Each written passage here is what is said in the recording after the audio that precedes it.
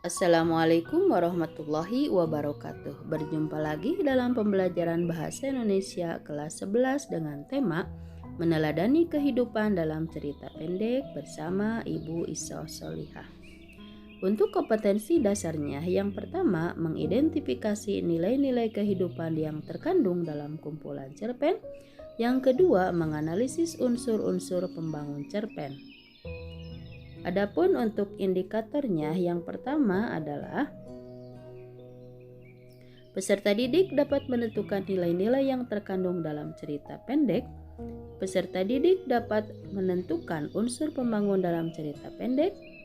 Dan yang ketiga, peserta didik dapat menjelaskan struktur dan unsur kebahasaan dalam cerita pendek. Adapun untuk ruang lingkup materi diantaranya yang pertama yaitu pengertian cerpen. Selanjutnya yang kedua adalah perbedaan cerpen dengan novel. Yang ketiga yaitu jenis-jenis pertanyaan untuk mengetahui nilai-nilai yang terkandung dalam cerpen. Yang keempat adalah nilai-nilai dalam cerpen.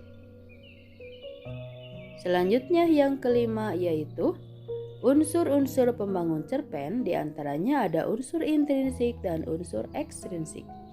Dan yang keenam adalah struktur dan unsur kebahasaan dalam cerpen. Konsep cerpen. Cerpen merupakan cerita pendek yang bersifat prosa yang terdiri dari antara 500 sampai 5.000 kata yang dapat dibaca dalam sekali duduk. Adapun perbedaan cerpen dengan novel, yang pertama dilihat dari jumlah kata. Novel lebih banyak daripada cerpen, kemudian dilihat dari tema lebih sederhana dibandingkan dengan novel, dan dilihat dari alur juga hanya satu alur.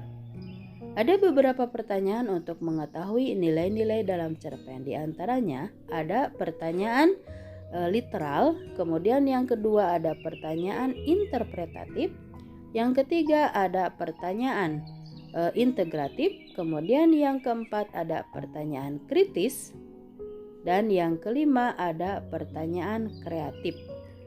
Pertanyaan-pertanyaan ini digunakan untuk menentukan nilai-nilai yang terkandung dalam cerpen atau sebagai kunci dalam mengkaji isi cerpen lebih dalam.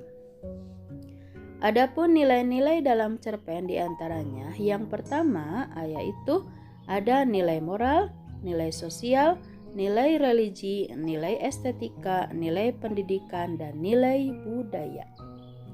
Nilai moral adalah nilai yang berkaitan dengan akhlak, budi pekerti, susila, atau baik buruknya tingkah laku.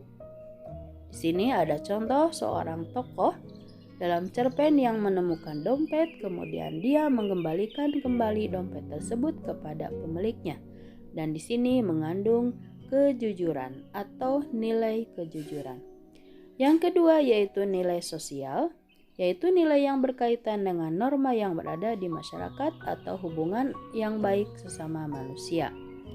Yang ketiga yaitu nilai religius atau keagamaan, yaitu nilai yang berkaitan dengan keyakinan terhadap suatu agama. Misalnya agama Islam yang berkaitan dengan ibadah dan akhlak yang baik sesama manusia.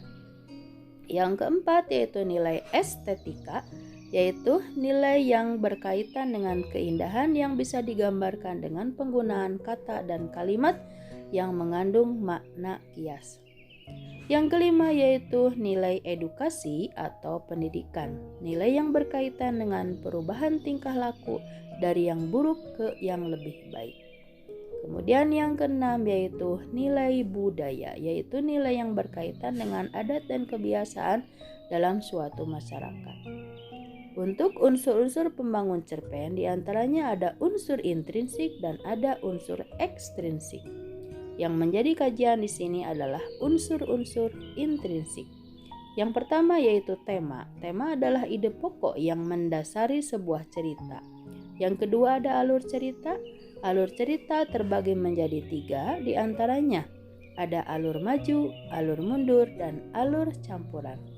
Alur merupakan urutan kejadian dalam sebuah cerita atau urutan peristiwa. Untuk mengetahui konflik dalam alur cerita ya atau dalam cerpen ada beberapa tahapan.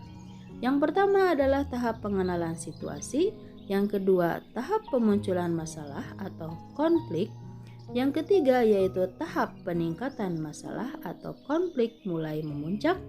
Kemudian yang keempat adalah tahap puncak konflik atau klimaks.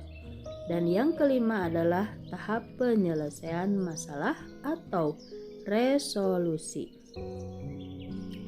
Selanjutnya unsur yang ketiga yaitu penokohan, merupakan cara pengarang menggambarkan atau mengembangkan karakter tokoh dalam cerita.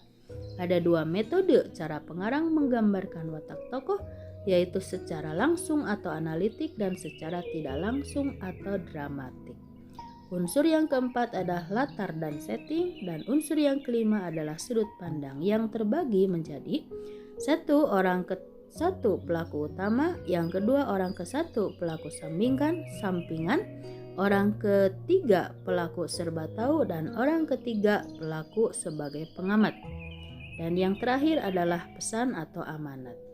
Adapun kaidah kebahasaan dalam cerpen, yang pertama penggunaan kata bermakna lampau, yang kedua penggunaan kata menyatakan urutan waktu, yang ketiga kata kerja yang menggambarkan suatu peristiwa, yang keempat kata kerja yang menunjukkan kalimat tidak langsung, yang kelima kata kerja mental, yang keenam menggunakan banyak dialog, dan yang terakhir menggunakan kata sifat.